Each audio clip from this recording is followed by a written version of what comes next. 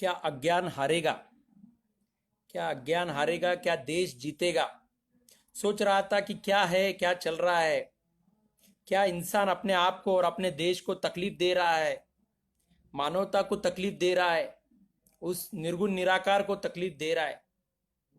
धर्म से राजनीति अलग होनी चाहिए, मजहब अलग होना चाहिए, राजनीति से मजहब अलग होना चाहिए, और मजहब से इबादत प्रार्थना अलग होनी चाहिए, और मानवता को खुल के जीने का, एक्सपेंशन करने का मौका मिलना चाहिए। कितने सारे गलत चीजें टीवी चैनल्स के माध्यम से आप लोगों तक, मुझ तक पहुंची है। कितना हमारा माइंड डिस्टर्ब किया है। क्यों ऐसे हुआ? क्या हमने समय पे इन्हें रोका? क्या हम पिछले 20 सालों से गलत न्यूज को रोक रहे हैं? क्या हम खामोशी से सारी चीजें एक्सेप्ट करके जीवन जी रहे हैं? मानवता को आगे बढ़ाना है तो क्या करना है? हमें अज्ञान के ऊपर काम करना है, हमें ज्ञान की ओर बढ़ना है, मानवता की मिसाल बनना है। हर चीज को हमें धर्म से तोलना नहीं चाहिए। राजकारण को धर्म से अलग रखना चाहिए, धर्म को मजहब से अलग रखना चाहिए, मजहब को प्रार्थना से, इबादत से अलग रखना चाहिए, और मानवता के प्रति जीना चाहिए दोस्तों। देश के तरक्की के प्रति, देश की गरीबी को दूर करना चाहिए दोस्तों। क्यों हम झूठ के बातें इतने फैलाते रहते? आज अमिताभ बच्चन जी का गाना सुन रहा था मैं। तुम मुझे कब तक रोकोगे? तुम मुझे रोक दो जी, तुम मुझे रोक दो बच्चन साहब, तुम मेरे को रोक दो, मेरे को खत्म कर दो, परवाह नहीं, लेकिन देश में अज्ञान को बढ़ावा मत दो, असत्य को बढ़ावा मत होने दो। कहीं ना कहीं सत्य दुनिया के सामने आने दो, कहीं ना कहीं मोहब्बत आगे बढ़ने दो, कहीं ना कहीं इंसानियत आगे बढ़ने दो। आपका गाना अच्छा लगा बच्चन साहब। तुम मुझे कब तक रोकोगे? मुझे रोक लो जी, लेकिन सत्य को मत रोको। मुझे रोक लो जी, मानवता को मत रोको। कोरोना का ड्रामा बंद कर दो जी।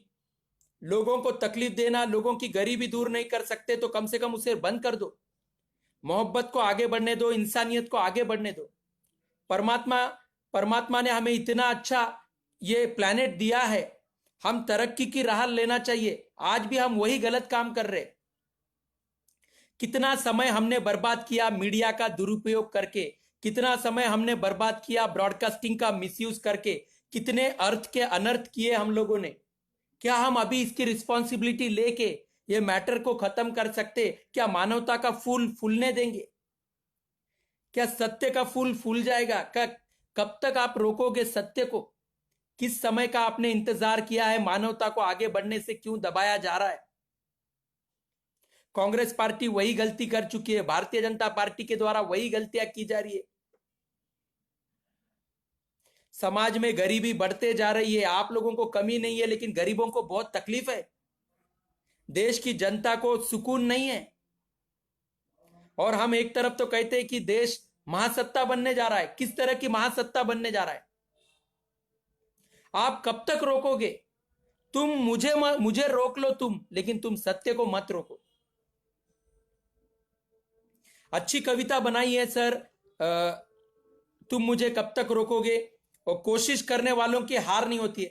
कोशिश करने वाले गरीब कोशिश कर रहे, गरीबी दूर करने की कोशिश कर रहे, लेकिन गरीबी दूर होने ही नहीं देता। ये अज्ञान गरीबी दूर होने ही नहीं देता। गरीबों के मेहनत का पैसा उन तक आने ही नहीं देता सर। पेंशनरों को ऐसे ही मरने लगा रहे। नेता लोग आराम से जिंदगी गुजार रहे, गरीब पेंशनर लड़ते लड़ते, चीखते चिल्लाते मर रहे। कब तक उन्हें गरीबी में रखा जाएगा? उनकी मेहनत से उन्हें कब तक दूर रखा जाएगा? उनकी मेहनत की कमाई से उन्हें कब तक दूर रखा जाएगा? सत्य के प्रति गवर्नमेंट कब उजागर होगी? देश में कोरोना का ड्रामा कब बंद किया जाएगा? कब सत्य की जीत होगी? कब तक रोकोगे? आप मुझे रोक लीजिए, लेकिन सत्य को मत रोकिए। मीडिया का, ब्रॉडकास्टिंग का मिसयूज अब तो भी बंद कर दीजिए। भगवान के लिए अब तो भी बंद कर लीजिए। अभी तक की बर्बादी बस नहीं हुई क्या साहब? अब तक जो बर्बादी हुई है मानवता की, वो बस नहीं हुई है क्या? कहीं ना कहीं मानवता को आगे बढ़ने दीजिए, मोहब्बत को आगे बढ़ने दीजिए। किस तरह का वातावरण बना रहे? जो न्याय 1947 में हो जाना चाहिए था, वो न्याय नहीं हुआ, उसे पेंडिंग रखा गया। प्रकाश भाऊ अंबेडकर कहते हैं कि भावनाओं के बेस पे न्याय दिया है। प्रकाश भाऊ अंबेडकर जी को संविधान पता है क्या? संविधान के वजह से दायरे में रह के हमने इंतजार किया है। हमने तो अपनी खुशियां तक नहीं मनाई। 9 नवंबर 2019 को राम मंदिर का फैसला सुनाई दिया, लेकिन हम बाहर नहीं निकले। किसी के धर्म को नीचा नहीं दिखाना था हमें, किसी को गलत नहीं कहना था हमें। हमने हमारी खुशियां, हमारे न्याय के प्रति हमने अपनी आत्मा में दबा के रखी, उसे उजागर नहीं किया हमने, क्योंकि हम जानते हैं किसी को दर्द दे के अपन खुश नहीं हो सकते। चाहे हमारे अंदर कितना भी दर्द हो, लेकिन हम किसी को दर्द दे के खुश नहीं हो सकते। हमने अपनी खुशियां अंदर दबा दी, अंदर समेट ली हमने हमारी खुशियां। क्यों? क्योंकि किसी को बुरा ना लगे, किसी मजहब को नीचा नहीं दिखाना चाहिए। सब धर्म समभाव होते। उन लोगों की विचारों की क्या गलती थी? लेकिन उन्हें जो वातावरण बताया गया, उन्हें जो गलत बातें बताई गई, इससे मानवता में भेद आया है। इसमें मानवता में भेद आया है। 6 दिसंबर को ब्लैक डे मनाया गया, हम बचपन से देखते थे। क्यों? हमारे को बुरा लगता था। 6 दिसंबर हम देखते थे, क्या यार हमारे समाज के लोगों ने इतने गलत काम किए। लेकिन यह चीज नहीं बताई गई है कि 1528 में कितना बड़ा पाप हुआ था।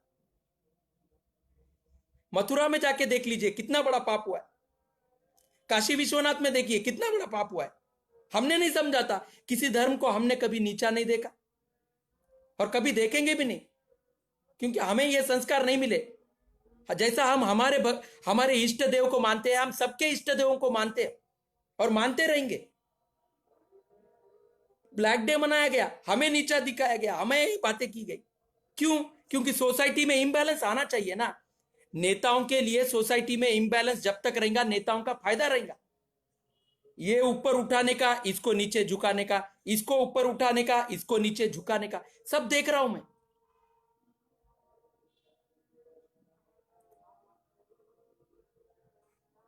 दोस्तों, टाली एक हाथ से बजती नहीं है। चाहे हिंदू रहने दो, चाहे मुस्लिम रहने दो, सबके लिए ये बात है। दोस्तों, कहीं ना कहीं देश की तरक्की रोक दी गई है।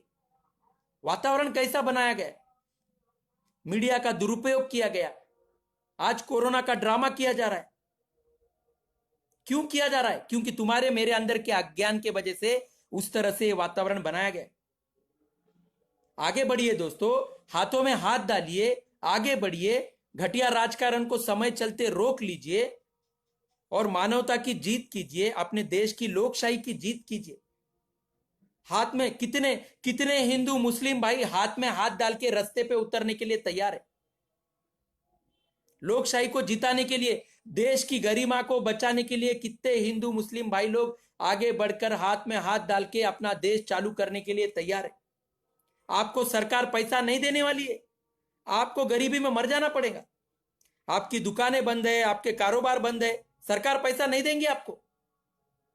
कितने लोग चैन बनाने के लिए तैयार है, हाथों में हाथ डाल के अपने देश को शुरू करने के लिए, इस अज्ञान के ऊपर विजय दिलाने के लिए कितने हिंदू मुस्लिम लोग तैयार है? नहीं है। क्योंकि अभी भी कुछ लोगों के लिए 6 दिसंबर ब्लैक डे है। फिर अगर आपके लिए ब्लैक डे है तो फिर उन लोगों के लिए शौर्य दिन होना चाहिए। चलो, पूरी तरह से अगर इधर से ताली बज रही है तो इधर से भी ताली बजनी चाहिए। एक को क्यों दोष दे रहे हो? किसी एक को दोष क्यों दे रहे हो? मुस्लिम भाई लोग आरएसएस को गालियां देते, मैं क्यों गालियां दूं? मैं तो हिंदू हूं, मैं तो आरएसएस को सपोर्ट करना चाहिए।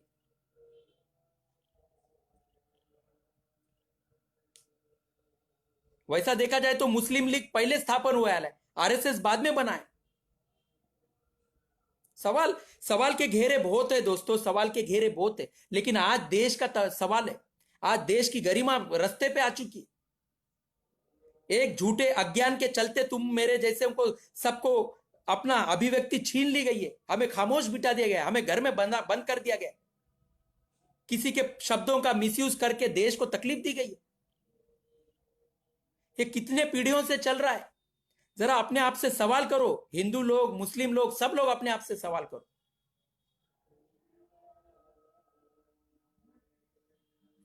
देश गरीब है, देश गरीब नहीं था। ऐसे ही गलत काम करते करते हमने अपने देश की गरीबी बढ़ा ली। धर्म को बढ़ा रहे हम धर्म का विस्तार कर रहे, गरीबी को अपन बढ़ाते जा रहे। भगवान बोल रहा है बकेट भरने से पहले बकेट के खड्डे बुझा लो, लेकिन खड्डे हम बुझाते नहीं है। खड्डे वैसे ही रहेंगे और पानी भी, बकेट भी भरना चाहिए और खड्डे भी बुझाएंगे नहीं। ऐसा हमारा चल रहा है दोस्तों। हम तो ब्लैक डे मनाएंगे। हम तो हम तो ब्लैक डे मनाने वाले 6 दिसंबर। क्यों? क्या मिल रहा है? ये चीजें छोड़ो, इसमें नहीं होगा। जब तक आप अपने घर पे इबादत नहीं करोगे, आप अपने घर पे प्रार्थना नहीं करोगे, मंदिर मस्जिद खुशियों से समा नहीं जाएंगे। आज राजकारण ने अपना मंदिर मस्जिद बंद कर दिया है। क्यों क्यों हुआ है? क्योंकि हमने मौका दिया है राजकारण को धर्म के अंदर घुसने का, जिसका कोई लेना देना नहीं, जिसका कोई लेना देना नहीं है, जिसका कभी भी लेना देना नहीं था, जिसको हमने लेना देना दिया है। हर धर्म में गलत लोग पैदा होते हैं, हर धर्म में कोई एक धर्म ठेका नहीं लेके रखता है, लेकिन हम वैसे नहीं समझते। मेरे धर्म का आदमी है ना, गलत हो ही नहीं सकता। तुम्हारे धर्म का आदमी गलत ही है। तुम्हारे धर्म का तुम्हारे धर्म में का आदमी अच्छा है, मेरे धर्म में का आदमी अच्छा नहीं। फिर पूरे धर्म को लेके मरने का, फिर वहां पे राजनीति को पनपने का मौका देने का। ये कोरोना क्यों आया? इसी के चलते कोरोना का ड्रामा किया गया, क्योंकि तुम अज्ञानी हो, मैं अज्ञानी हूं, और फिर गरीबी बढ़ाई जा रही है। कितनी गरीबी बढ़ाई गई? पिछले 5 महीने से अपने देश को बंद किया गया। अरे ऊपर वाले की जिंदगी है, कोई बीमारी आके लेके नहीं जाएंगी। पहले तो डॉक्टर भी नहीं थे, फिर भी जिए। हमारे पूर्वज पहले भी जी के दिखाए, और आज हम 135 करोड़ आबादी हो गई है। झूठ झूठ न्यूज, अज्ञान, इससे एक दूसरे को तकलीफ होने वाली है। हमने सोचना है, हम आगे के 5 साल का भविष्य क्या देख रहे, कौन सा राजकारण हम देना चाहते। देश चलाने के लिए राजकारण चाहिए।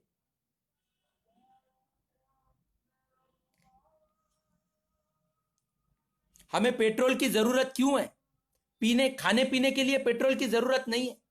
हमारी जिंदगी आसान करने के लिए पेट्रोल की जरूरत है। लेकिन जब पेट्रोल नहीं था, हम बैलगाड़ी पे घूमते थे कि नहीं? हजारों किलोमीटर पैदल पैदल चले कि नहीं? हमारे पूर्वज पैदल चले कि नहीं? घोड़े के ऊपर भागे कि नहीं? बैलगाड़ी में चले कि नहीं हमारे पूर्वज?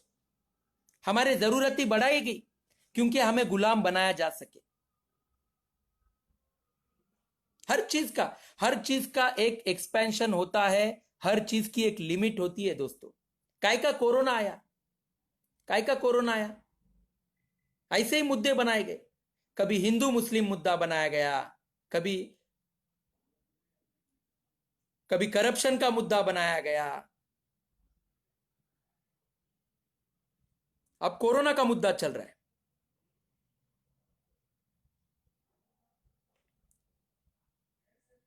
क्वेश्चन है दोस्तों, क्वेश्चन है। बहुत बहुत बड़े क्वेश्चन है। एक किताब पढ़ी दोस्तों मैंने, असलम जमादार सर की किताब पढ़ी है मैंने, मुस्लिम समाज परिवर्तनाचा वाटेवर मुस्लिम समाज। मैं किताब पढ़ा, इतनी ब्यूटीफुल किताब बनाई है उन्होंने, इतना अच्छा लिखा है, कसम से। अगर वो किताब आप पढ़ लोगे तो आपको भी पता चल जाएगा कि हर समाज चाहता है कि आप रुकना चाहिए, गलत काम रुकने चाहिए, लेकिन नहीं होना है। क्यों होना है? नहीं होना है। हमने हमारी मान्यताएं बना के रखी है, हमने हमारी मान्यताएं बना के रखी है, उसके चलते ये सारी चीजें हो रही है। इतनी अच्छी किताब लिखी है वो इंसान। कल मैंने फोन पे बात की उस इंसान से, उम्र 15 साल थी तब से पेपर में लिख रहे हो। कितनी अच्छी मराठी बात करते हैं, कितनी अच्छी हिंदी बात करते हो। हर समाज आगे जाना चाहता है, हर समाज देश की तरक्की चाहता है। फिर प्रॉब्लम कहां है दोस्तों? प्रॉब्लम कहां है? काय का कोरोना का ड्रामा दोस्तों? आपको सरकार पैसा लाके देने वाली है क्या? जितना दिन देश बंद रखा है, आपकी गरीबी दूर करने वाली है क्या सरकार? आप अपने आप से सवाल कीजिए। ये हर भारतीय ने अपने आप से सवाल करना है। अगर भगवान को कोरोना भेजने का रहता था ना, भगवान 10,000 साल 20,000 साल पहले कोरोना भेजते थे, एक को भी जिंदा नहीं रखते थे। घर में बंद रहो और मर जाओ बोलते थे भगवान। कोरोना आया नहीं है दोस्तों, कोरोना लाया गया है। बहुत अच्छा हुआ, चलो ला लिया, बहुत अच्छा। बहुत नुकसान हो गया, लेकिन अच्छा हो रहा है। कचरा बाहर निकल रहा है, सबके अंदर का कचरा बाहर निकल रहा है। इससे अच्छी चीज नहीं है। हमारा ही हमारा ही इतिहास, हमारा ही ज्ञान अंग्रेज लेके गए और उन्होंने अपनी तरक्की कर ली। हम वहीं रह गए, हम धर्म जाति में लड़ते रह गए, वो आगे निकल गए। चाहे ग्रेविटी पावर की बात हो, चाहे विमान की बात हो,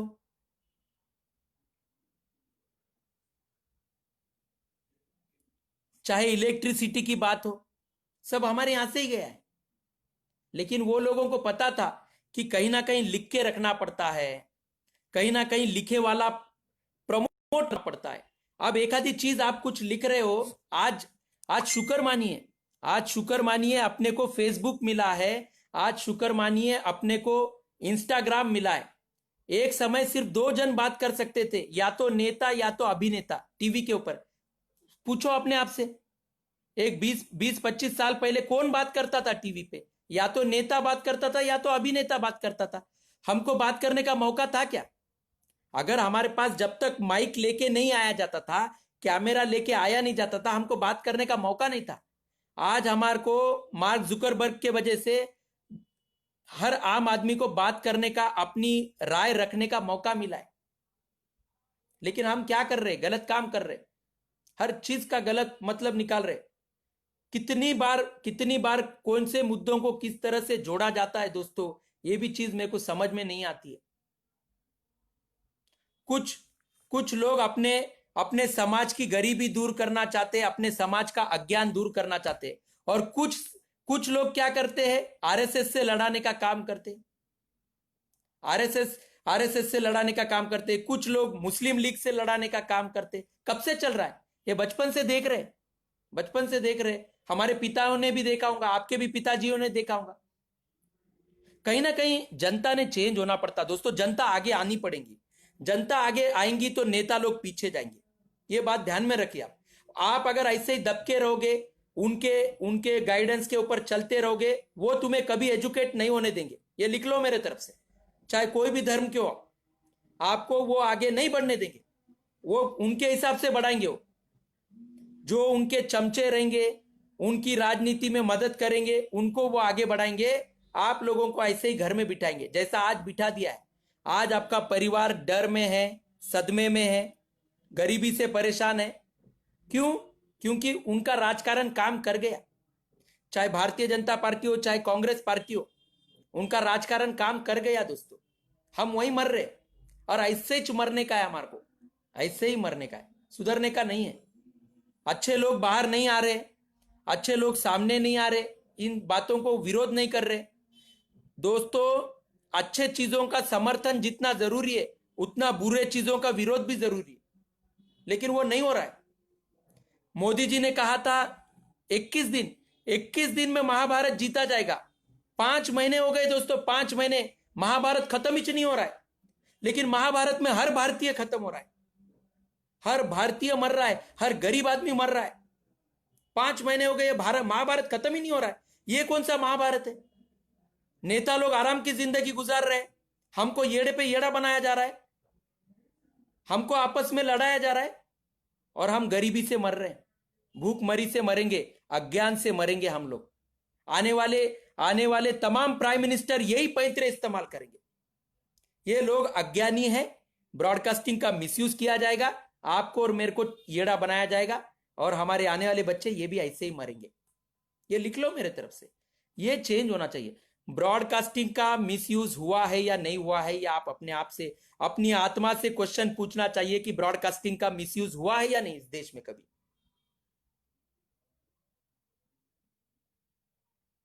ब्रिटिश ब्रॉडकास्टिंग के बाद में इंडियन ब्रॉडकास्टिंग आया था। इंडियन ब्रॉडकास्टिंग आने के टाइम पे यह बात कही गई थी कि देश को सत्य पहुंचाने का काम किया जाएगा, देश का अज्ञान दूर करने का काम किया जाएगा, लोगों के समस्याओं को सरकार तक पहुंचाने का काम किया जाएगा। लेकिन सरकार तक पहुंचती नहीं दोस्तों।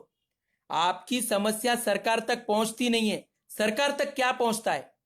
सरकार तक पॉलिटिकल मुद्दे पहुंचते। कुछ हिंदू मुस्लिम मिल रहा है क्या? कुछ जाति भेद मिल रहा है क्या? कुछ झगड़े लगाने का मिल रहा है क्या? कुछ उकसाने का मिल रहा है क्या? ये ब्रॉडकास्टिंग पे जाता है। लेकिन आपके नौकरी की समस्या ब्रॉडकास्टिंग तक नहीं जाती, आपके पेंशन की समस्या ब्रॉडकास्टिंग तक नहीं जाती, आपके बच्चों के एजुकेशन की समस्या ब्रॉडकास्टिंग तक नहीं जाती, आपके बच्चों की सुरक्षा की समस्या ब्रॉडकास्टिंग तक नहीं जाती, आपके स्वास्थ्य की समस्या ब्रॉडकास्टिंग तक नहीं जाती। फिर ऐसा कोरोना लाया जाता है। दोस्तों एक क्वेश्चन है क्या जितना ब्रॉडकास्टिंग ने, जितना देश के मीडिया ने कोरोना को कवरेज दिया है, क्या कभी कुपोषण को इतना कवरेज दिया है क्या दोस्तों? भूखमरी को इतना कवरेज कभी देश के कवरेज ने दिया है क्या? देश के मीडिया ने, देश के ब्रॉडकास्टिंग ने कभी इतना कवरेज दिया है क्या? इतना बैंडविड्थ खर्च किया है क्या दोस्तों? बैंडविड्थ क्या मजाक है क्या दोस्तों? कितना खर्चा लगता है बैंडविड्थ को? हम, तुम और मैं जो घर पे टीवी चला रहे हो, हम पैसा देते हैं दोस्तों, हम पैसा देते हैं बोल के ब्रॉडकास्टिंग चलती है दोस्तों, ये मीडिया चलता है। और उसका अगर दुरुपयोग होगा तो फिर किसका भला होगा दोस्तों? किसका भला होगा? जो लोग इसका मिसयूज कर रहे हैं उनका तो भी भला होगा क्या? आज हमारी बारी आई है, कल उनकी बारी आएंगी। ब्रॉडकास्टिंग का मिसयूज क्यों किया जा रहा है? क्योंकि आप क्वेश्चन नहीं पूछते दोस्तों। आपने क्वेश्चन पूछना बंद कर दिया है, आपने रास्ते पे आके सवाल करना बंद कर दिए। ये सही नहीं है। जनता को कानून बताया जाता है, जनता को डिसिप्लिन सिखाया जाता है, जनता को लॉ एंड ऑर्डर फॉलो करना, भला पुलिस वाले भेज दिए जाएंगे, मिलिट्री फोर्स रास्ते पे उतार दी जाएंगी, लेकिन हम गलत काम करेंगे। हम नेता लोग देश के जनता को भ्रमित करने का काम करेंगे, हम ब्रॉडकास्टिंग का मिसयूज करेंगे, हम मीडिया का दुरुपयोग कर सकते, क्योंकि हमको अधिकार दिया है। भारत के संविधान ने नेताओं को पूरा अधिकार दिया है इन चीजों का, हमको नहीं दिया, जनता को नहीं है। भला जनता अगर अपने गुस्से में भी कुछ भी कह ले, अपने अज्ञान में भी कुछ भी कह ले तो नहीं चलता, उसको पकड़ लेंगे, सबूत बोल के पकड़ लेंगे। हाँ, उन्होंने बोले ना, बोल के ये चीजें हमने की है, हम नहीं करते दोस्तों। सरकार एक दिन में गिराई जाती है, एक दिन में बनाई जाती है। सरकारी बंगले मिलने को क्या करते हैं? दुरुस्ती करते हैं। सरकारी बंगलों की दुरुस्ती की जाती है, करोड़ों रुपए खर्च किए जाते हैं, लेकिन गरीब अपना हक की कमाई मांगे तो प्रोसेस है। सरकारी बंगलों को कोई प्रोसेस नहीं है। पहले प्रायोरिटी के साथ बंगले साफ किए जाते, क्लीन किए जाते, दुरुस्त किए जाते और उनको बंगले दे दिए जाते, गाड़ी दे दी जाती है, पेट्रोल का खर्चा फ्री में मिलता है, चलो घूमो, जाओ जहां जाने का है घूमो। इलेक्शन के टाइम पे तो मस्त रहता है, लोगों को धूप में बुलाओ, 5 लाख लोग आते, 10 लाख लोग आते, बैठते हैं, सुनते हैं, उनकी वाह वाह होती है, करोड़ों बैनर लगते हैं, अच्छा मिल रहा है उनको। फिर उन्होंने क्यों पीछे हटेंगे दोस्तों? क्योंकि आप लोग उनको ताकत दे चुके हो। अब 5 साल का रिचार्ज हो गया है, आप सरकार का 5 साल का रिचार्ज हो चुका है, वो गरीबों की समस्या सुनने वाले नहीं है। आप किसकी समस्या सुनी जाएंगी? उनकी समस्या। अरे उधर की सरकार गिर सकती है क्या रे? वहां पे सरकार बनाएंगे? नहीं, इधर की गिराएंगे, इधर मेजोरिटी कम है, इधर की सरकार गिराएंगे, अपन यहाँ पे अपनी सरकार बना लेंगे। जनता के क्या? जनता चूतिया है। कर्नाटक की जनता चूतिया, मध्य प्रदेश की जनता चूतिया, राजस्थान की जनता चूतिया। गिरा दो सरकार, गिरा दो। और कहां का गिर सकती है रे? महाराष्ट्र की सरकार गिर सकती है। और कहां की सरकार गिर सकती है रे? उत्तर प्रदेश नहीं, अपना तो है, वहां पे ऑलरेडी अपनी सरकार है, राम राज्य तो है वहां पे भी। और कहां सरकार गिर सकती है? आप तमिलनाडु की ओर जाते हैं, नहीं आप बिहार की, आप बिहार के लिए कुछ पैंतरे इस्तेमाल करने पड़ेंगे तो बिहार में अपनी सरकार बना ले सकते। अब उन्होंने लग गए अपने ड्यूटी पे, चाहे भारतीय जनता पार्टी चाहे कांग्रेस पार्टी अपने ड्यूटी पे लग गई है। अब उनको जनता की समस्याओं का कोई लेना देना नहीं है। अब जनता की समस्याओं का लेना देना नहीं। मर रहे पेंशनर मरने दीजिए, बेरोजगार मर रहे मरने दीजिए, कोरोना का ड्रामा अच्छे से चल रहा है। भगवान क्या देखता है जी? अपने पास ब्रॉडकास्टिंग है, अपन इसका मिसयूज करेंगे, चलने दो। कितने दिन, 5 महीने से चल रहा है महाभारत। हाँ, 21 दिन का बोला था ना महाभारत, बाद में बढ़ा दिया मैंने, जनता ने मेरे को सवाल नहीं पूछे। पहले मैंने बोला था 21 दिन में महाभारत जीता जाएगा, फिर मैंने बोला 19 दिन में जीता जाएगा, फिर मैंने बोला 14 दिनों में जीता जाएगा, फिर मैंने 1 महीने के लिए बढ़ा दिया, फिर मैंने 1 महीने के लिए महाभारत बढ़ा दिया, फिर मैंने 1 महीने के लिए महाभारत बढ़ा दिया, और अब मैं महाभारत बढ़ाते जा रहा हूं, रसद दे रहा हूं ना उनको। क्या फुकट महाभारत चल रही? क्या राशन दे रहा हूं उनको? मेरे घर का राशन दे रहा हूं मैं उनको। बंद रहने दो, लोगों की दुकानें बंद रहने दो, रोजगार बंद रहने दो, मेरा क्या जा रहा है? चलने दो, चल रहा है महाभारत चल रहा है। गरीब मर रहे, अरे मरने दो गरीबों को। उनके कहां बैनर पे फोटो आते क्या? गरीबों के नेताओं के बैनर पे फोटो आते? अमीर लोगों की तबीयत पूछी जाती है, गरीब मर रहे, मरने दो ना, कहां मरेंगे, मरने दो, खपने दो। हाँ, सबको कोरोना बोल के डालो। हाँ, किसी को अटैक भी आया ना, कोरोना बोल के डालो। कोई कोई और किसी अन्य बीमारी से मरा ना, चलो कोरोना डालो, कोरोना डालो। डॉक्टर हो, कोरोना डालो, हर जगह कोरोना लिखो। ये डरफुक जनता है, इनको डरा के इनका खेल खत्म करना। 5 महीने हो गए, देश को बंद किया। इतिहास में दर्ज हो चुका कि देश की जनता कितनी मूर्ख है। 5 महीने से देश को बंद किया गया। अब क्या करेंगी भारतीय जनता पार्टी, पता है आपको? इलेक्शन के मैनिफेस्टो में सक्सेसफुल लॉकडाउन बोल के भी आएगा। भारतीय जनता पार्टी ने पिछले 5 सालों में क्या किया, तो उसमें आएगा लॉकडाउन सक्सेसफुल, कम लोग मरे, अन्य देशों के मुकाबले भारत के कम लोग मरे, ये हमारी अचीवमेंट है। ये भी डालेंगी भारतीय जनता पार्टी, ये लिख लो मेरे तरफ से। क्यों? क्योंकि आप लोगों को गुट्टी पिलाई है। छोटे बच्चों को नींद आना बोल के गुट्टी पिलाई जाती है, वो गुट्टी आपको पिला दी गई है। आप वो गुट्टी पी के आप सवाल नहीं करोगे। तो मैनिफेस्टो में वो भी आएगा। क्या आएगा कि सक्सेसफुल लॉकडाउन। कितने मरे? 1 लाख मरे कि 50,000 मरे? अन्य देशों में 10 लाख मरे, मेरे देश में कम मरे, मैंने सक्सेसफुल करके दिखाया। फिर मैनिफेस्टो में आएगा सक्सेसफुल लॉकडाउन, जनता curfew successful, lockdown 1.0 successful, lockdown 2.0 successful, lockdown 3.0 successful, lockdown 4.0 successful, lockdown 5.0 successful, lockdown 6.0 successful. फिर बाद में अगले साल का क्या करेंगे, 2021 का लॉकडाउन को और कौन सा नाम दे सकते हैं? ब्रॉकडाउन कर देंगे। तो जैसे ही 2020 खत्म हो जाएगा, ब्रॉकडाउन करेंगे। ब्रॉकडाउन में भी फिर जनता कर्फ्यू, फिर उसके बाद में ब्रॉकडाउन 1.0, ब्रॉकडाउन 2.0, ब्रॉकडाउन 3.0, मस्त चलेगा, है ना? उद्धव भाऊ बरोबर म्हणत आहे ना, मी बरोबर म्हणत आहे ना साहेब? आपण सरकारमध्ये आल्यापासून आपल्याला डायरेक्ट चॅलेंजेस देण्यात आलेलं आहे साहेब। डायरेक्ट साहेब, जनतेचं आपण तसेही खूप समस्या निवारण केलाच साहेब, चांगली गोष्ट आहे। सवाल करने चाहिए थे दोस्तों। जब 21 दिन का लॉकडाउन किया था, उसी समय सवाल करने चाहिए थे कि आपको ऐसे अचानक देश बंद करने का आज क्यों पूछ रहे हो? आज क्यों कहते हो कि अचानक लॉकडाउन उठाया नहीं जा सकता है? फिर बिठाया कैसा लॉकडाउन? अचानक लॉकडाउन उठाया नहीं जा सकता तो बिठाया कैसा? यह सवाल कोई ने नहीं किया। अगर 30 जनवरी को पहला पेशेंट मिला था तो 1 फरवरी को मोदी जी ने संबोधित क्यों नहीं किया? भारत के पंतप्रधान ने 1 फरवरी को देश के जनता को संबोधित क्यों नहीं किया? अच्छी चीज नहीं है।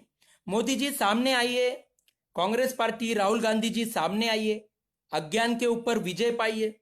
देश के जनता को भ्रमित नहीं करते हैं, देश के जनता को रिलीज करते हैं, देश में लोकशाही का माहौल फिर से बनने देते हैं, लोगों के तरक्की के बारे में सोचते हैं, देश के तरक्की के बारे में सोचते हैं, मानवता के बारे में सोचते हैं। अगर निकालेंगे तो बहुत फाइल निकलेंगे साहब, इतने फाइल्स निकलेंगे कि आप थक जाओगे। बहुत फाइल्स निकलने वाले, निकालते बैठेंगे तो। आगे बढ़िए, देश के जनता को अगर देश की गरीबी दूर नहीं कर सकते तो देश की गरीबी बढ़ाइए मत। किसी को भी अधिकार नहीं है देश की गरीबी बढ़ाने का। आपको देश की जनता ने भरोसा किया, खुद भूखे रहते हैं, खुद दर्द में रहते हैं, खुद सहमे हुए रहते हैं, लेकिन आपको कोई फैसिलिटी कोई भी नेता ने बताना कि उसको फैसिलिटी में कोई कमी की है देश ने? भारत देश ने अपने नेताओं को फैसिलिटी में कोई कमी की है क्या? कोई भी नेता ने बताना कि मेरे को फैसिलिटी नहीं मिली बोल के। मेरे को बंगला नहीं मिला, मेरे को गाड़ी फिरने को नहीं मिली, मेरे को पुलिस प्रोटेक्शन नहीं मिला, मेरे को पैसे नहीं मिल रहे, बोलो कोई तो नेता, सामने आके बोलो। जनता को गरज नहीं है, जनता को पैसों की गरज नहीं, जनता को भविष्य की गरज नहीं है, लेकिन आपको जरूरत है क्योंकि आप देश को रिप्रेजेंट कर रहे हो। देश का जीडीपी देश का नेता बनाता है, जनता कहां बनाती है? उद्योगपति कहां बनाते हैं देश का जीडीपी? दुकानदार कहां बनाते हैं देश का जीडीपी? साइकिल चलाने वाले कहां बनाते हैं देश का जीडीपी? पेंशनर कहां बनाते हैं देश का जीडीपी? सिर्फ नेता लोग बनाते हैं देश का जीडीपी। और डिसिप्लिन होते, नेता लोग बहुत डिसिप्लिन होते, कभी कानून तोड़ते नहीं है।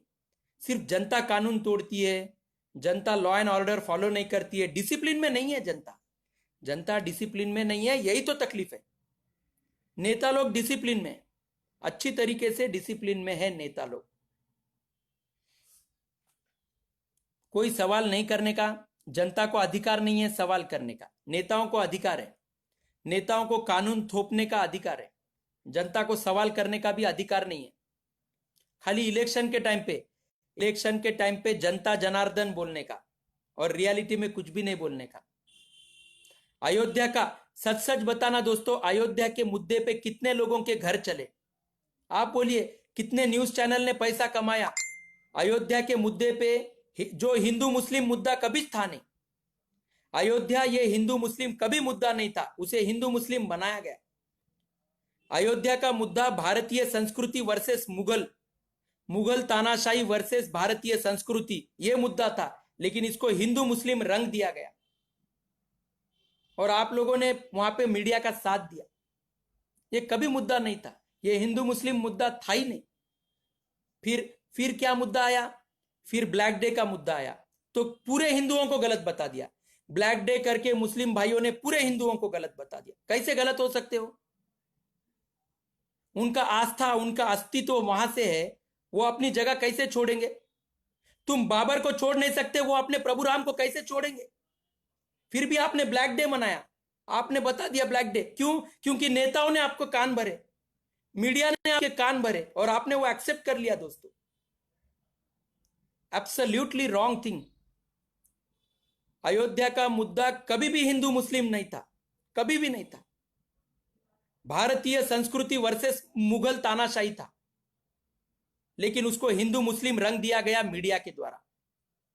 कितने साल, 20-25 साल परेशान किया गया। वो 20-25 साल देश आगे चला जाता था, गरीबी दूर हो सकती थी, बच्चों को और अच्छा एजुकेशन मिल सकता था। लेकिन हमारे को टीआरपी वाले मुद्दे चाहिए होते, जनता को कैसे भ्रमित करने का, वो मुद्दे लाने का टीवी के ऊपर। दोस्तों एक बात बोलता हूं मैं आपको, मैं स्कूल के टाइम पे, जब मेरे को ये अयोध्या का मुद्दा भी नहीं मालूम था मेरे को, मैं बहुत छोटा था, बहुत छोटा था मैं, इतना छोटा कि हिंदू धर्म क्या है, मुस्लिम धर्म क्या है, ये भी नहीं मालूम था मेरे को, इतना छोटा था। मेरे घर पे डोमेस्टिक वायलेंस, मेरे घर पे कोई त्योहार सही से नहीं हुआ, हमेशा झगड़े मारा मारा, ये मेरे कितने पीढ़ियों से गए हैं ये सिर्फ मैं जानता हूं, बोल भी नहीं सकते उस बारे में। लेकिन मैं आपको एक बात बोलता हूं, मेरा एक दोस्त सुन रहा है, अक्षय खंडेलवाल, गुजराती हाई स्कूल में था भाई तू, मैं भी गुजराती हाई स्कूल का ही हूँ, शायद तू मुझे नहीं पहचानता होगा, लेकिन मैं तुम्हें पहचानता हूँ। You are a scholar boy, मेरे को पता है, यू बहुत टैलेंटेड थे तुम, मेरे को पता है। तो मैं ये एक बात कह रहा हूँ कि मैं स्टिकर लाता था गुजराती हाई स्कूल, स्कूल छूटने के बाद हम लोग एक दुकान पे से चॉकलेट खरीदते थे, उसके अंदर क्रिकेटर के स्टिकर आते थे दोस्तों। मैंने एक उसके अंदर स्टिकर में एक निक नाइट का स्टिकर आया था, एक आया था इंजमामुल हक का। इंजमामुल हक का स्टिकर मैंने मेरे घर के अलमारी पे चिटकाया था, अभी भी उसके निशान है, हालांकि मैंने उसे फाड़ दिया है, उसे रब नोच दिया है उस स्टिकर को, अभी मैंने नोच दिया है उसके बाद में, लेकिन जैसा बड़ा हुआ मैंने नोच दिया, लेकिन मैंने स्टिकर चिटकाया था दोस्तों। वो स्टिकर चिटकाने के बाद में आपका बॉम्बे पिक्चर आया, बॉम्बे पिक्चर के गाने चलाए गए, बॉम्बे पिक्चर का ये सारी चीजें बताई गई दोस्तों। उसके बाद में फिर हिंदू मुस्लिम क्रिकेट बंद कर दिया गया, भारत पाकिस्तान क्रिकेट बंद कर दिया गया, ऐसा अत्याचार है वैसा अत्याचार है, ये सारी बातें की गई दोस्तों, ये बातें सारी की गई। फिर मेरे को लगा कि अरे यार, मैंने पाकिस्तान के प्लेयर का स्टिकर क्यों चिटकाया, मैंने निक नाइट का स्टिकर, इंग्लैंड के प्लेयर का स्टिकर क्यों चिटकाया। फिर मैंने उसे रब करना स्टार्ट किया है, अभी भी दोनों के थोड़े थोड़े स्टिकर है मेरे अलमारी पे, आज भी वैसे ही है। तो कहने का मेरा एक ही रीजन था कि ये चीजें नहीं थी, ये चीजें बताई गई। दोस्तों मुगलों के टाइम पे आपको इतना अधिकार नहीं था, आज डेमोक्रेसी है, आज हर आदमी को अपने विचार रखने का मौका है। आज चाहते हैं कि भारत के अंदर कोई ये सारी चीजें ना रहे। मुस्लिम भाइयों ने भी आगे बढ़ना चाहिए, अयोध्या का मुद्दा बंद करना चाहिए। कैसे कैसे मुद्दे डालते, ओवैसी जी कैसे मुद्दे डालते रहते। ओवैसी जी को अभी तक की बर्बादी बस नहीं हुई क्या? क्या बातें करते हैं ओवैसी जी? धर्मनिरपेक्षता की बात करने वाले पहले हाथ पहले पहले वहां पे बोलते थे कि पहले अयोध्या में न्याय दिलाया जाए। क्यों नहीं बोला ओवैसी जी ने? क्यों नहीं बोला गया कि राम जन्मभूमि राम भक्तों के हवाले की जाए बोल के? क्यों नहीं बोला ओवैसी जी ने? वो तो सत्य जानते थे ना। क्या ओवैसी जी इतने तो बेवकूफ नहीं है कि पहले क्या बने वाला है क्या नहीं बने वाला है उनको पता नहीं है? वहां पे मथुरा में जा नहीं सकते ओवैसी जी? काशी विश्वनाथ में जा नहीं सकते? देख नहीं सकते? आर्कोलॉजिकल सर्वे कर नहीं सकते? भाई, जो मुद्दा हिंदू मुस्लिम है ही नहीं उसे हिंदू मुस्लिम मुद्दा बनाया गया। मुगलों का क्या लेना देना दोस्तों? मैं मेरे मुस्लिम भाइयों से पूछता हूं, मुगलों का क्या लेना देना? एक खाली अकबर को छोड़े तो बाकी को ने क्या किए आपको पता है? आप जाके देखिए, घूमिए वहां पे और बोलिए कि आपके साथ अत्याचार हुआ है या हम लोगों के साथ अत्याचार हुआ है। लेकिन हमने कभी नहीं कहा, कि आप लोगों ने अत्याचार किया है। हमने कहा तानाशाहों ने अत्याचार किया है। लेकिन आपके नेता जब देश तरक्की की राह चलना चाहता है, बर्बादी रोकना चाहता है, कुछ ना कुछ घटिया स्टेटमेंट दे देते। लेकिन आपके समाज में से कोई आगे नहीं आता है और ओवैसी जी को शांत नहीं करता है। क्यों दोस्तों? ऐसी क्या गलती हो गई है? ऐसी क्या गलती की है हम लोगों ने, बता दीजिए। आप लोग ब्लैक डे मनाते थे, हमने तो कभी केसरिया दिन नहीं मनाया। आप ही को सही बताया, आपकी मस्जिद तोड़ी गई, हमने आप ही को सही बताया कि ब्लैक डे आप मनाते। मैं भी बचपन से कहता था 6 दिसंबर ब्लैक डे, 6 दिसंबर ब्लैक डे। लेकिन दोस्तों आपके तरफ से वो कभी हाथ आगे आया नहीं, क्योंकि आप ओवैसी को मानते हो। ये चीज बंद होनी चाहिए। ऐसे घटिया स्टेटमेंट देने वाले लोगों को वहीं रोकना चाहिए। ऐसे नहीं होगा, विन विन होता है। अगर हम आपका आदर रख रहे तो आप भी हमारा आदर रखिए। इसी से मानवता आगे बढ़ेगी, इसी से मोहब्बत आगे बढ़ेगी। नहीं तो नहीं हो सकता दोस्तों। सिर्फ आप हमारे को गलत बताएंगे, आप ही सही हैं, आप ही का धर्म बड़ा है, तो नहीं हो सकता दोस्तों, तो नहीं हो सकता। This is absolutely wrong. Corona का ड्रामा आने के बाद यह चीज पता चली है कि हमारे अंदर कितना अज्ञान है। तो 1947 में कितना अज्ञान होगा। भारत पाकिस्तान जब कांग्रेस के बलबूते पे सेपरेट हुआ, इतनी बड़ी कांग्रेस पार्टी, और कांग्रेस पार्टी कहती है कि हमने नहीं सेपरेट किया है। अरे लेकिन आप पढ़े लिखे थे, आप रोक सकते थे वहां पे। 95% समाज अनपढ़ था, 95% देश का समाज अनपढ़ था, 5% लोग पढ़े लिखे थे। उन लोगों ने कारस्थान किया वहां पे, भारत पाकिस्तान सेपरेट किया और वहां पे अंगार बढ़ाई। पहले अंगार कम थी क्या, और अंगार बढ़ा दी गई। पागलों के बातों का मिसयूज किया गया, ब्रॉडकास्टिंग का मिसयूज किया गया। अभी भी वही मिसयूज चल रहा है। अभी तक की बर्बादी बस नहीं हुई क्या? ऐसे ही लड़के सबको मरने का है, एक दूसरे को खत्म करने का है, तो सरकार ने बता देना कि अभी भी ब्रॉडकास्टिंग का मिसयूज करने वाले हैं हम लोग, तो ठीक है चलने दीजिए। कोरोना का ड्रामा करने का है, करते रहिए। पूरे देश को बर्बाद करना है, करते रहिए। देश को भिखारी बना के बर्बाद करना है, कर दीजिए। लड़के मरना है, लड़के मरेंगे। अब सरकार की बारी है और अब जनता की बारी है। सरकार अपने गलतियां एक्सेप्ट करे और जनता अपने अपने अंदर वो लोकशाही की ताकत पैदा करे, गलत को विरोध करना स्टार्ट कर दे। नहीं तो नहीं होगा, देश नहीं चल सकता। नहीं तो इतने स्वातंत्र्य सेनानियों की मेहनत आप लोग वेस्ट डाल रहे हो। स्वातंत्र्य सेनानियों ने इसके लिए आपको आजादी नहीं दी। कांग्रेस ने सावरकर को गलत, लोकमान्य तिलक जी को गलत नहीं बोले। ये बोले अंग्रेजों के साथ थे और आप अंग्रेजों के खिलाफ थे। आपके बाप दादा पढ़े लंदन में जाके, अंग्रेजों के पास जाके लड़े, पढ़े वहां पे, और आप इनको गलत कहते हो। ऐसे कैसे हो सकता है? लोकमान्य तिलक जी का इतिहास बाहर आने नहीं देने का, उनके बारे में बच्चों को किताब में कुछ डालने का कितना बड़ा संघर्ष किया। स्वदेशी, आज जो स्वदेशी का नारा है, देश का टीडीपी, देश का जीडीपी बढ़ाने के लिए आज स्वदेशी का नारा है। कौन ने दिया था? लोकमान्य तिलक जी ने दिया था वो नारा। आपने लोकमान्य तिलक जी का कभी इतिहास आने नहीं दिया। हमारे को बचपन से सिर्फ कांग्रेस पढ़ाया आप लोगों ने। अच्छा किया, आप अपनी वाह वाह कीजिए, उन्होंने अपनी वाह वाह करते हो, लेकिन हमारे को ओरिजिनल नॉलेज आने नहीं देने का है। ये सही नहीं है, ये रुकना चाहिए, ये सारे धंधे रुकने चाहिए। समाज के प्रति आप क्या कर रहे हो, नेताओं से कह रहा हूं। आप बैरिस्टर हो असुद्दीन ओवैसी सर, समाज को भड़काने की जगह समाज को आगे लेके जाइए, समाज को आगे लेके जाइए, समाज को एजुकेट कीजिए। आज मुस्लिम समाज को एजुकेट कीजिए। आप सर्वे करवाइए। आज मुस्लिम समाज में सर्वे करवाइए कि कितने बच्चों को, कितने मुस्लिम बच्चों को नौकरियां नहीं है, कितने लोग अपना घर कैसे तो भी ढकेल रहे, दिन गुजारा कर रहे, वो सर्वे करवाइए आप। हम आपको सपोर्ट करते हैं ओवैसी जी। आप सर्वे करवाइए मुस्लिम समाज में कितने बच्चे अनपढ़ है, कितने माता पिताओं को नौकरी नहीं है, आप सर्वे करवाइए। हम आते हैं आपके साथ, लेकिन आप ऐसे मत कीजिए। आप क्या कर रहे हो, आरएसएस को गालियां दे रहे हो। आपको आरएसएस को गालियां देने का कोई अधिकार नहीं है सर। ओवैसी सर, आपको आरएसएस को गालियां देने का कोई अधिकार नहीं है। मुस्लिम लीग पहले स्थापन हुआ है, आरएसएस बाद में आया है। कांग्रेस पार्टी ने अगर एक धर्म को ऊपर उठाया नहीं होता तो आज आरएसएस होता ही नहीं। आरएसएस मजबूरी में बनाया गया। इसीलिए लोकमान्य तिलक जी की बातें पेपर में आने नहीं दी गई, लोकमान्य तिलक जी की बातें किताबों में आने नहीं दी गई। बच्चों को नहीं पढ़ने दिया लोकमान्य तिलक जी को, सावरकर जी को पढ़ने नहीं दिया लोकमान्य ईस्वी अंदर। अभी भी राहुल गांधी जी गालियां देते, सावरकर जी को डरपोक कहते। कैसे कहते हैं राहुल गांधी जी? क्या राहुल गांधी जी का ही परिवार अकेला है ईमानदार, बाकी के परिवार सब बेईमान है? ये चीजें रुकनी चाहिए दोस्तों, ये गलत चीजें हैं।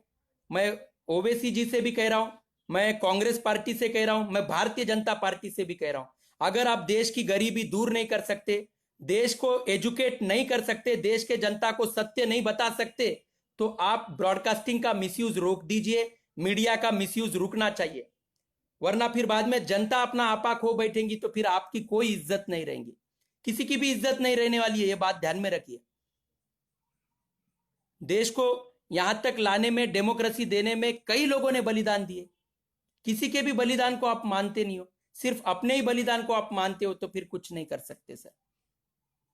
ओवैसी जी, आप समाज को एजुकेट करने के लिए आगे बढ़िए, हम आपका साथ देंगे, 100% साथ देंगे। लेकिन आप ये चीजें मत लीजिए। और अयोध्या के मुद्दे को लेके कोई कॉम्प्रोमाइज नहीं हो सकता। अयोध्या अस्तित्व है मेरा, अयोध्या के बारे में कोई कॉम्प्रोमाइज नहीं हो सकता था। और आप कोई टिप्पणी ना करें। मैं आपसे हाथ जोड़ के विनती कर रहा हूं ओवैसी सर, अब तक के बर्बादी बस हो गया, लिए अब आगे बर्बादी मत कीजिए। गलत बातें करना बंद कर दीजिए, किसी को भी बातें करना बंद कर दीजिए। मैं प्रकाश भाऊ अंबेडकर जी से भी कहना चाहता हूं कि बाबा साहेब अंबेडकर जी का संविधान हमारी जान है, इस देश को एक किया है संविधान ने। आप गलत टिप्पणियां मत दीजिए। भावनाओं के बेस पे न्याय नहीं हुआ है। 73 साल इंतजार किया है, बहुमत के बहुसंख्य लोगों ने 73 साल इंतजार किया है न्याय के लिए, सुप्रीम कोर्ट से न्याय मांगा है। भावनाओं के बेस पे अगर न्याय चाहिए होता तो 15 अगस्त 1947 को ही बांधकाम शुरू हो गया होता। राम मंदिर का बांधकाम 15 अगस्त 1947 को ही शुरू हो गया होता। पूरा सम्मान किया है, भारत के संविधान का सम्मान किया है, भारत के लोकतंत्र का सम्मान किया है, किसी धर्म को नीचा नहीं दिखाया है, किसी धर्म को ब्लेम तक नहीं किया है हम लोगों ने। आप लोगों को क्यों अधिकार है? आप लोग जनता को टिप्पणी नहीं करने देते, लेकिन आप लोग कैसे टिप्पणी करते हो? मैं प्रकाश भाऊ अंबेडकर जी से पूछ रहा हूं, मैं असुद्दीन ओवैसी साहब से पूछ रहा हूं, आप लोगों को कितनी आजादी है कुछ भी, किसी के भी धर्म के बारे में कुछ भी बोल देने का? और फिर जनता ने बोली तो वो सहन नहीं होता है। मैं बोलूं तो नहीं चलेगा, आप बोले तो सब चलेगा। मैं बोलूं सो पाप, आप बोले सो सब माफ, ये नहीं चलता सर। ये रुकना चाहिए। अभिव्यक्ति है तो सबको बात करने का मौका मिलना चाहिए। पेंशनर लोग मर रहे हैं, पेंशनर लोगों को न्याय नहीं देते हो, अपना टाइम पास करते हो। असुद्दीन ओवैसी सर, मैं आपसे रिक्वेस्ट करता हूं कि आप पेंशनर्स के लिए आगे बढ़िए। बहुत आपके मुस्लिम समाज के भी पेंशनर है, कई बेचारे मुस्लिम लोग पेंशन के लिए रो रहे, गिड़गिड़ा रहे, सरकार से लड़ रहे, आंदोलन कर रहे। आप अगर नैक कमिटी में देखेंगे तो कई मुस्लिम भाई लोग मिलेंगे आपको, आप उनके लिए आवाज बनिए, पेंशनर लोगों के लिए आप आवाज बनिए। प्रकाश भाऊ आंबेडकर साहेब, आपण पेन्शनरसाठी आवाज बना। राम मंदिरचा मुद्दा सोडून टाका। राम मंदिरच्या मुद्द्यात फक्त टीआरपी मिळणार, तुमचं नाव होणार, वोट बँक बनणार। पण आशीर्वाद मिळणार नाहीत. आशीर्वाद मिळणार नाहीत. आशीर्वाद जर मिळवायचे असतील तर पेन्शनराला न्याय मिळवून द्या. सगळ्या धर्माचे लोक आहेत त्याच्यामध्ये, हिंदू आहेत, मुस्लिम आहेत, बौद्ध आहेत, सगळे धर्मचे लोक आहेत त्याच्यामध्ये. त्यांच्यासाठी पुढे या आपण. पण आपल्याला त्याच्यामध्ये आपल्याला टीआरपी मिळत नाही, आपल्याला वोट बँक मिळत नाहीत. पेन्शनर आहेत, आज नाही तर उद्या पेन्शनर मरणार आहेत, मग त्यांचं न्याय कशाला मिळवून द्यायचं, हा विचार कुठेतरी सोडायला पाहिजे. राम मंदिरवर मुद्दा देऊ शकता साहेब, लगेच स्टेटमेंट दिली साहेब राम मंदिरावर, पण आपण पेन्शनर बद्दल का नाही दिला साहेब? पेन्शनर पण आपलेच आहेत ना, आपलेच मुलं बाळ आहेत ना पेन्शनर पण, संविधानाचेच लेकरं आहेत ना पेन्शनर पण, आणि प्रत्येक धर्म आहे साहेब त्याच्यामध्ये. आपण जे वंचित म्हणता ना, सगळे वंचित लोक सुद्धा आहेत साहेब त्याच्यामध्ये. 65 लाख परिवार आहेत साहेब, 65 लाख परिवार. तिथे स्टेटमेंट द्या ना साहेब. पेन्शनरसाठी पंतप्रधानांशी मुलाखत घ्या ना साहेब. खूप पेन्शनर मरून गेलेत साहेब, खूप पेन्शनर घराच्या बाहेर सुद्धा निघू शकत नाहीत साहेब. तिथे आवाज करा. असुद्दीन ओवैसी सर, पेंशनर के लिए आप आवाज कीजिए, हम आपके साथ हैं. रुकनी चाहिए सर, ये चीजें रुकनी चाहिए. मेरा काम है बोलने का. जनता आगे बढ़ना चाहती है तो बढ़े, और ये पूरा ड्रामा बंद करवा दीजिए कोरोना का. ये झूठ का है, असत्य ज्यादा दिन नहीं चलेगा. ये बात सबने समझ लेनी चाहिए. जय हिंद, जय भारत. जय हिंद, जय भारत. ज्येष्ठ भारत श्रेष्ठ भारत. ज्येष्ठ भारत श्रेष्ठ भारत. नैक कमिटी जिंदाबाद, नैक कमिटी जिंदाबाद. अशोक राउत सर आगे बढ़िए, अशोक राउत सर आगे बढ़िए. ईपीएस 95 पेंशनर्स को जल्द से जल्द न्याय मिले. थैंक यू सो मच दोस्तों, थैंक यू सो मच.